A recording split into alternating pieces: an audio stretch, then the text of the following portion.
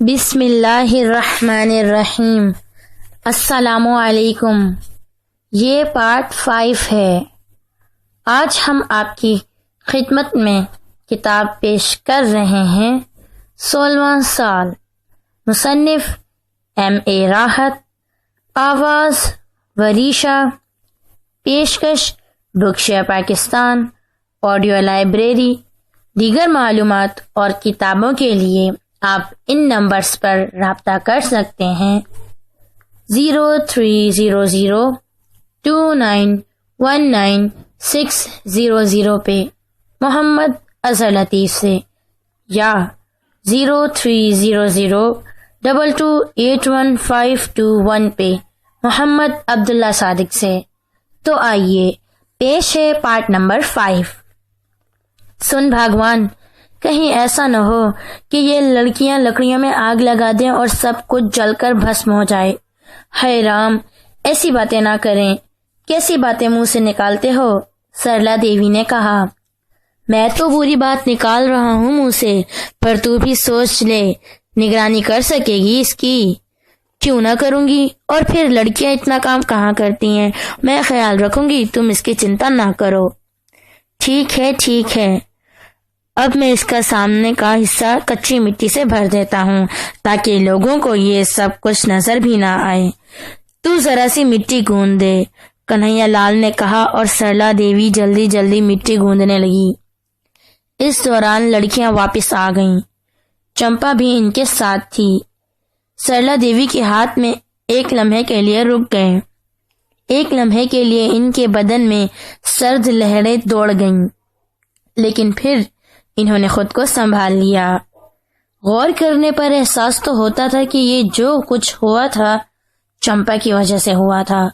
وہ جیسی بھی صحیح، مگر ان کی تقدیر بدلنے میں معاون رہتی تھی۔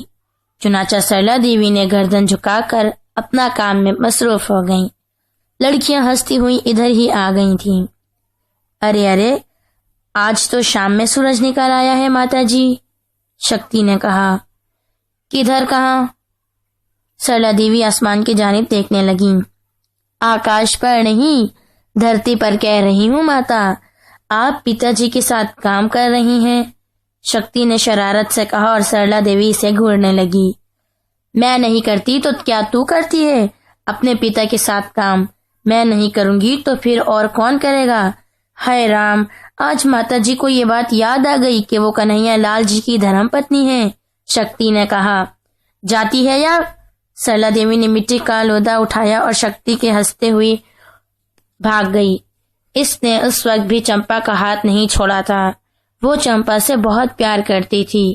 سرلا دیوی کے ہونٹوں پر بھی مسکراہٹ پھیل گئی، پھر کہا، یہ لڑکیاں کنہیا جی، اب تو ہمارے سارے دل درد دور ہو گئے۔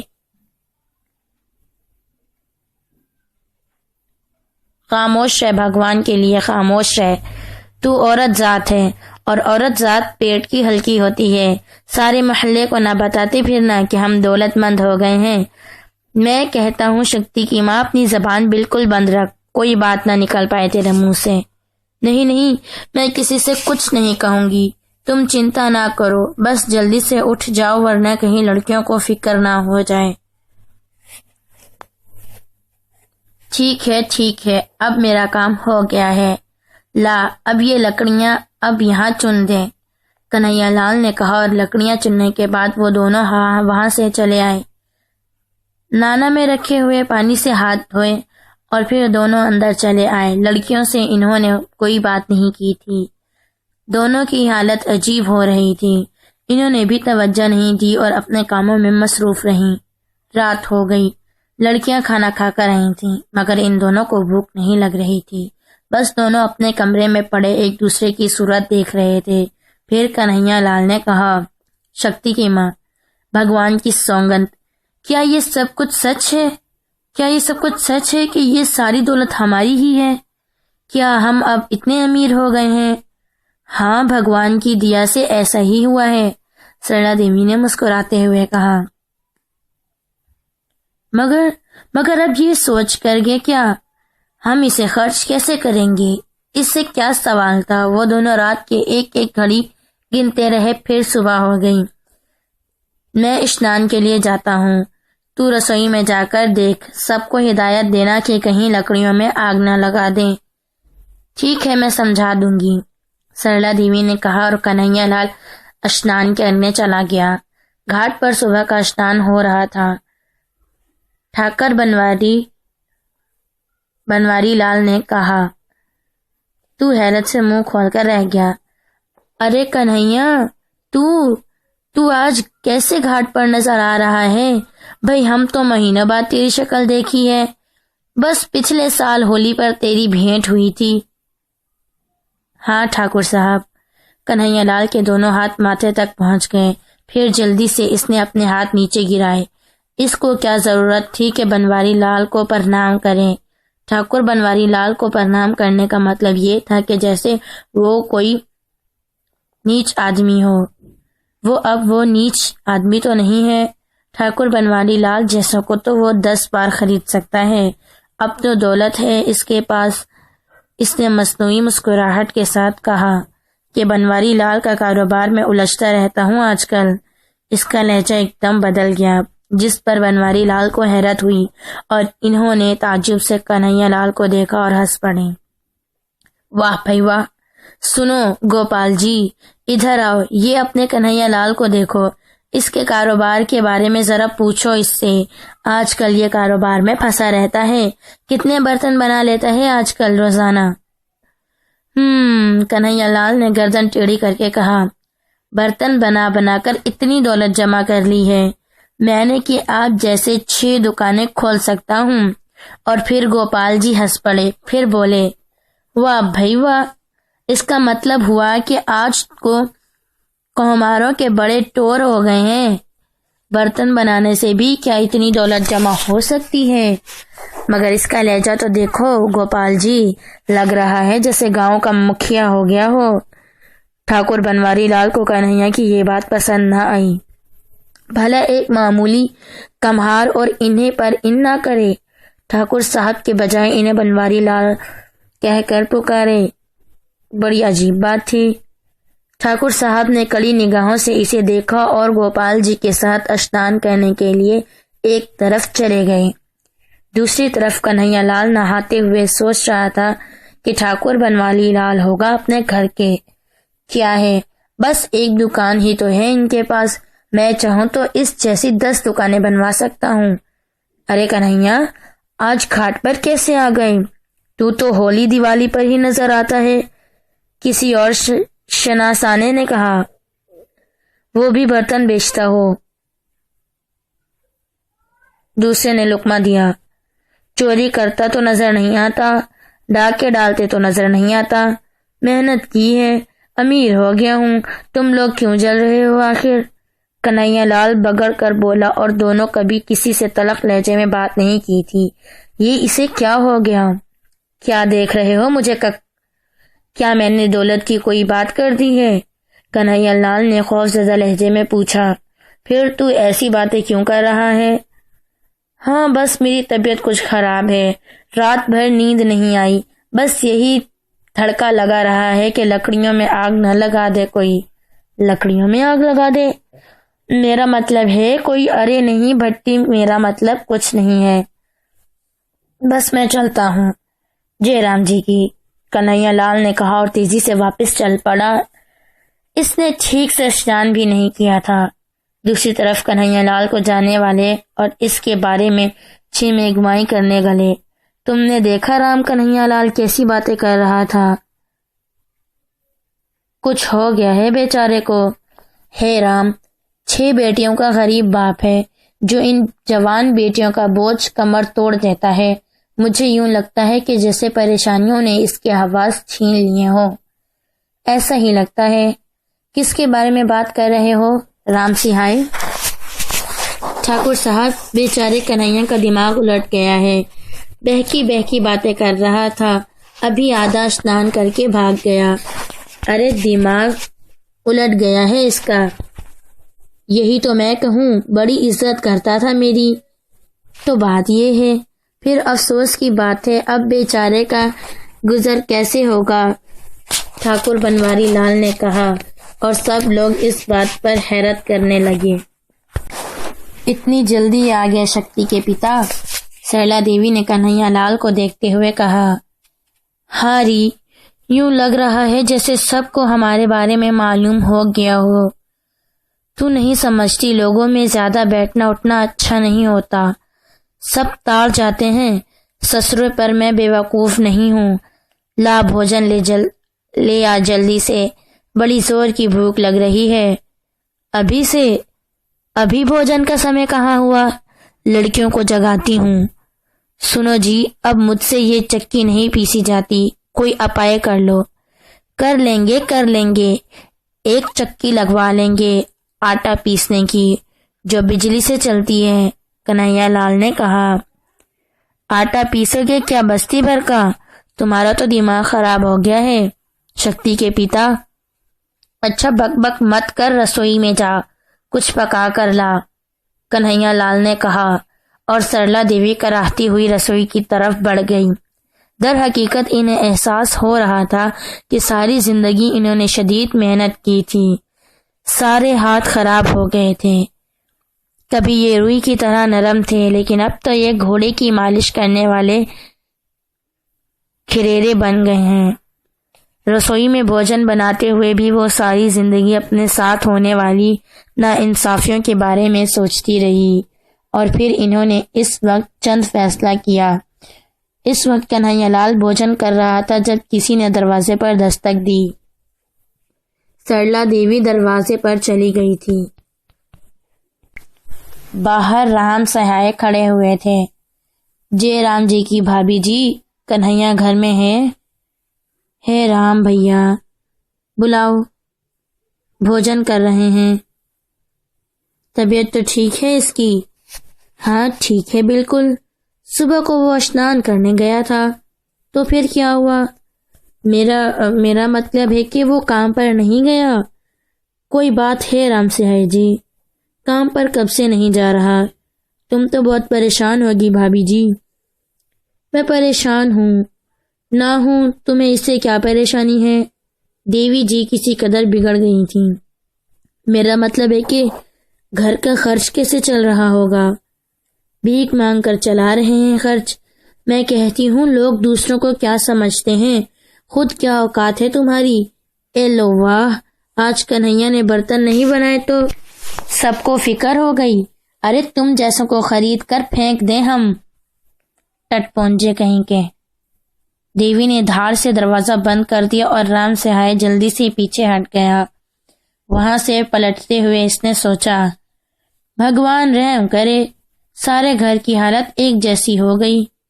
کنہیا لال ہی نہیں، دیوی جی کے دماغ پر بھی اثر ہو گیا ہے۔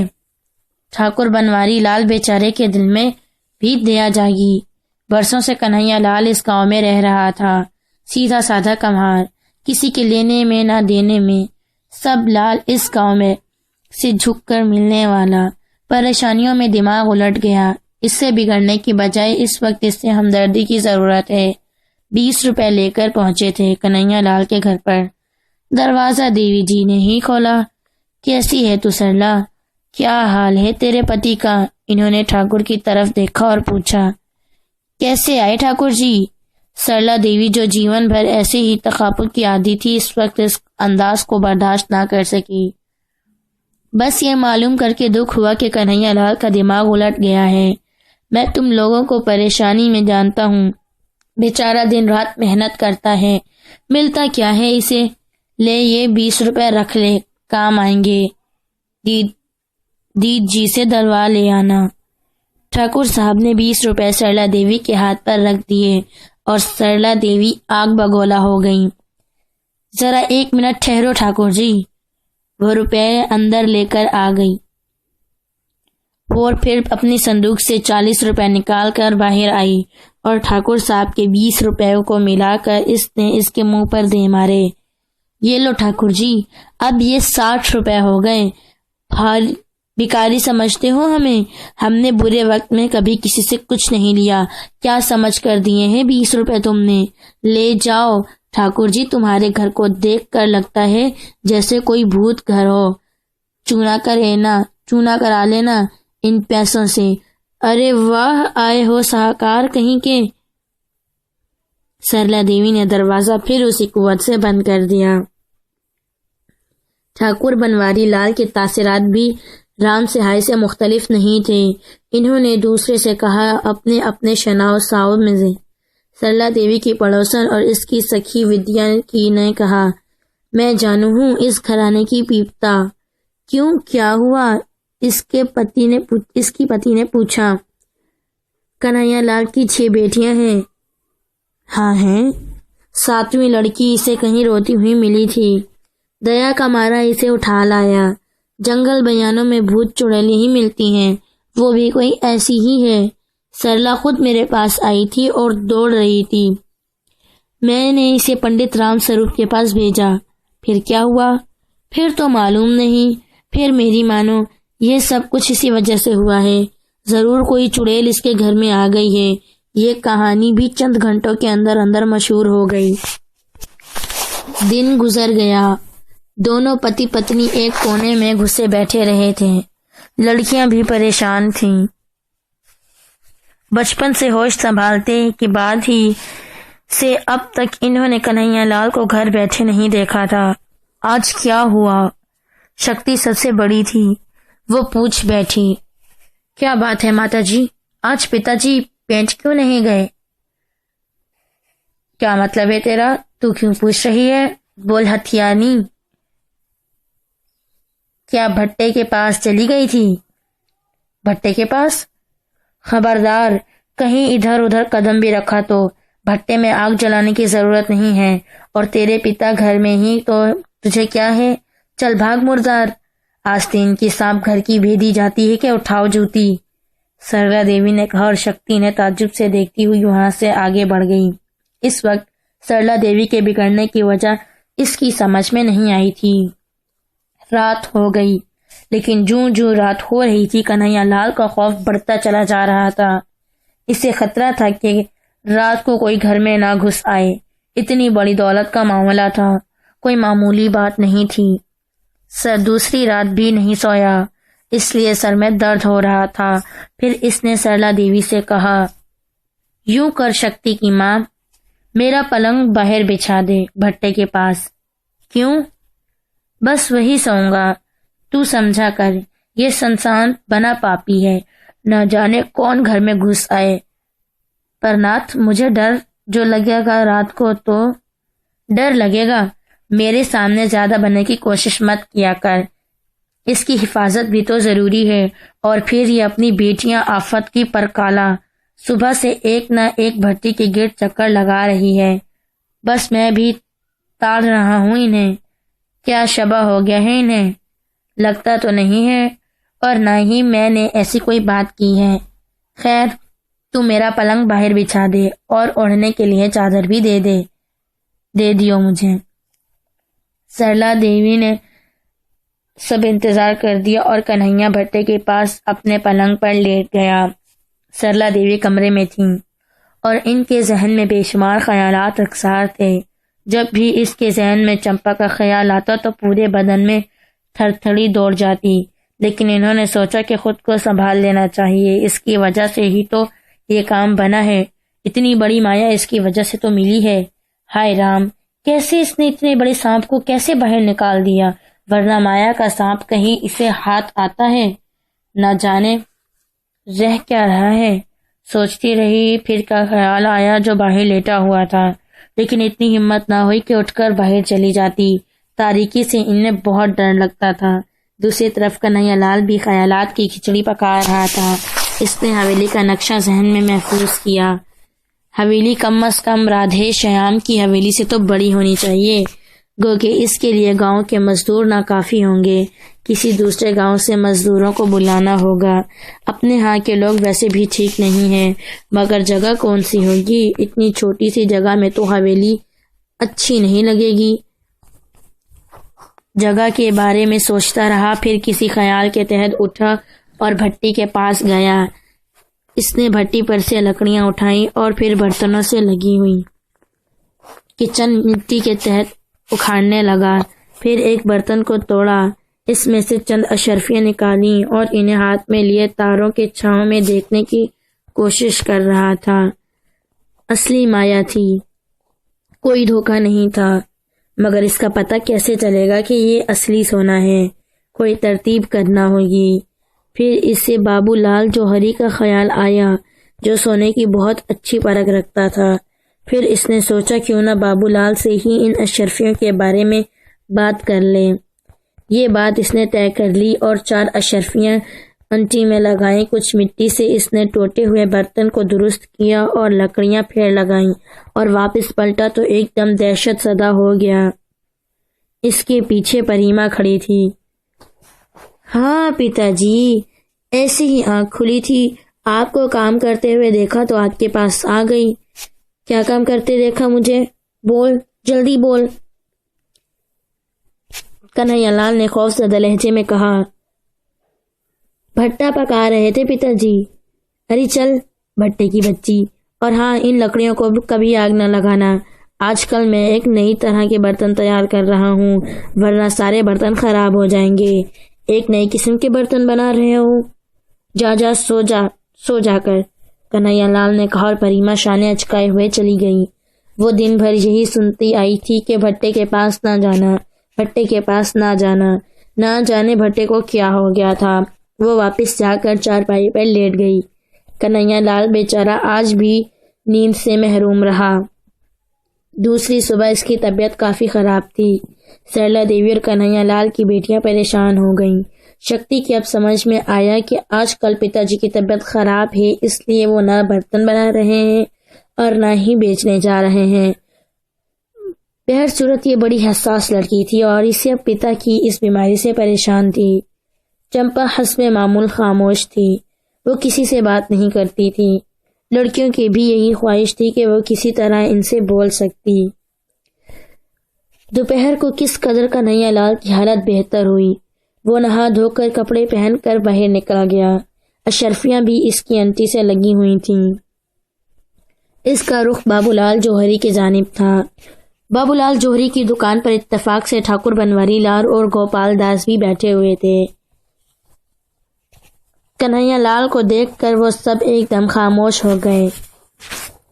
کنہیا لال ان کے پاس پہنچ گیا۔ کیا حال ہے بابو لال جی؟ اس نے شاہانہ انداز سے کہا اور بنواری لال اور گوپال داس نے ایک دوسرے کو دیکھا۔ شاید وہ اس کے متعلق ہی بات کر رہے تھے۔ کنہیا لال جو انتہائی نرم طبیعت کا مالک تھا، اب کسی اور انداز سے بات کر رہا تھا۔ اپنی سناؤ کنہیا لال، کیسے ہو؟ آج کل کوئی کام دھندا نہیں کر رہے؟ ہاں بنواری لال جی، سوچا ہے کہ بس کام دھندے میں رکھا ہی کیا ہے۔ تھوڑے دن پہلے کنہیا لال کمہار تھے، بس تھوڑے دنوں کی بات ہے تم لوگ مجھے کنہیا لال کمہار کہو گے۔ واہ واہ، اچھی بات ہے کہی تم نے۔ کمہار تو تم اب بھی ہو، مگر یہ بتاؤ جب دھندا نہیں کرو گے تو کھاؤ گے کہاں سے؟ بس بھگوان دے دے گا۔ آپ لوگ کیا سمجھتے ہیں؟ کنہیا لال کمہار آج تک اپنے آپ کو چھپائے ہوئے تھے۔ بابو لال جی، تمہیں نہیں معلوم کہ میرے پتا جی میرے لیے اس سنسار میں کیا چھوڑ گئے ہیں؟ وہ دولت چھوڑ گئے ہیں میرے لیے، بڑی دولت، لیکن وہ میرے پاس نہیں ہے۔ بس مجھے پتہ چل جائے کہ وہ بابو لال، میں اکیلے میں تم سے کچھ باتیں کرنا چاہتا ہوں۔ کنہیا لال کو اچانک احساس ہو گیا کہ اس کے منہ سے کیا بات نکل گئی ہے۔ دولت کا تذکرہ پھر ہو گیا تھا۔ ٹھاکر صاحب یقیناً اس کو برداشت نہیں کر سکتے تھے۔ اچھا مگر اکیلے میں کیا بات کرو گے؟ بابو لال نے کہا۔ جو بات کروں گا اس میں تمہارا فائدہ ہے، میرا فائدہ ہے۔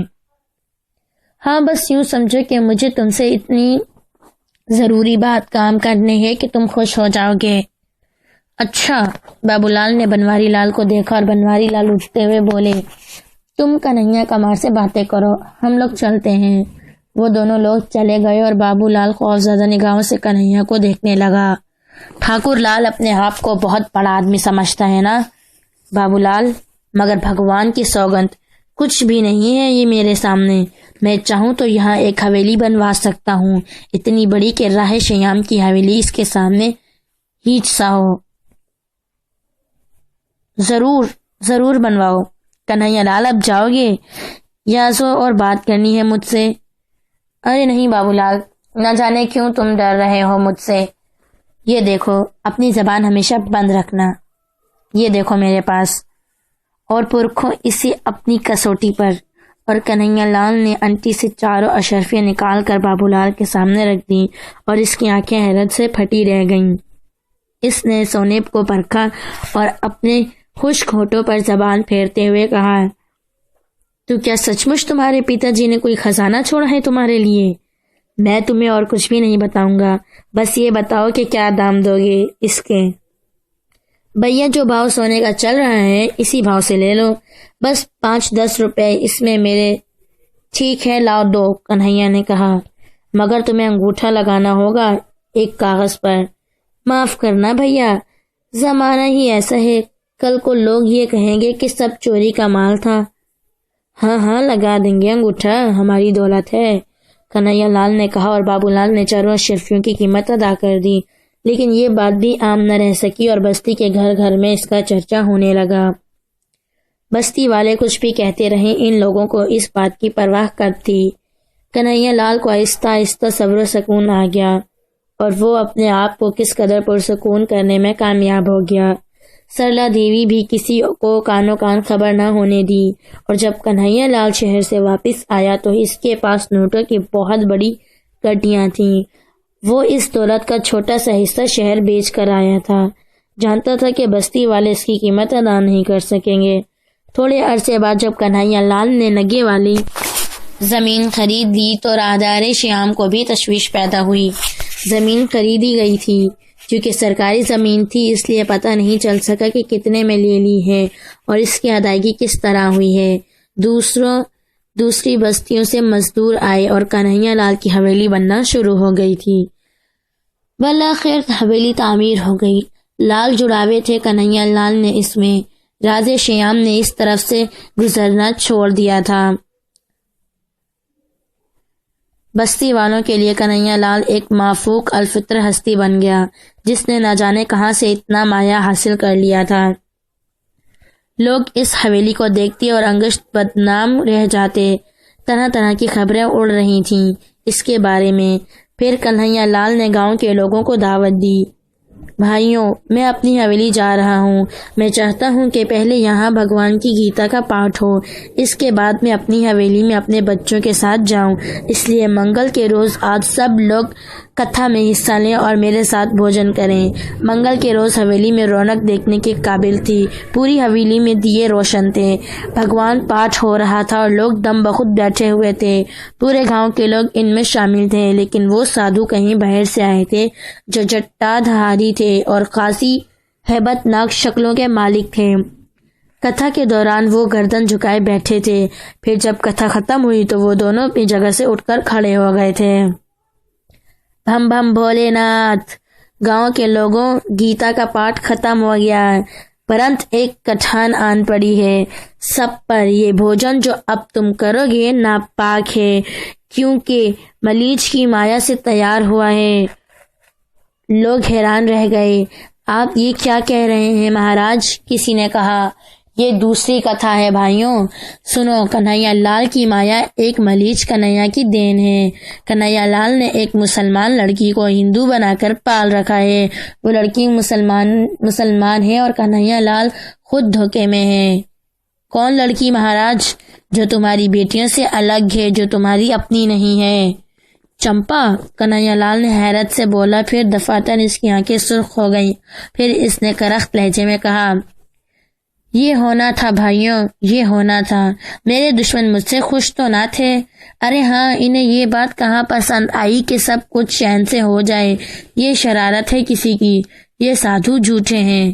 وہ غصیلے انداز میں سادھوؤں کو گھورنے لگا اور بولا، بھم بھم بھولے ناتھ، اس کا تجربہ ہو جائے گا بھائیوں، جاؤ کنہیا لال، ذرا اس کنہیا کو لے آؤ اور اسے سب کے سامنے گنگا جل پلاؤ۔ اگر وہ خوشی سے جل پی لیتی تو ٹھیک ہے، ورنہ ہماری بات درست مانی جائے۔ ابھی لاتا ہوں میں اسے، اگر تمہاری سازش ناکام نہ کر دوں تو کنہیا لال نام نہیں ہے میرا۔ کنہیا لال اندر چلا گیا۔